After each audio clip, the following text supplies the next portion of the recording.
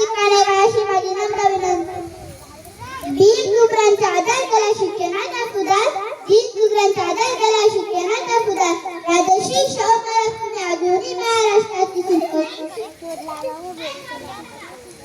आदर करा शिक्षणाचा सुधार, दीनदुबळ्यांचा आदर करा शिक्षणाचा सुधार. राजश्री शाहू महाराज तुम्ही आधुनिक महाराष्ट्राची शिल्पकार, राजश्री शाहू महाराज तुम्ही आधुनिक महाराष्ट्राची शिल्पकार.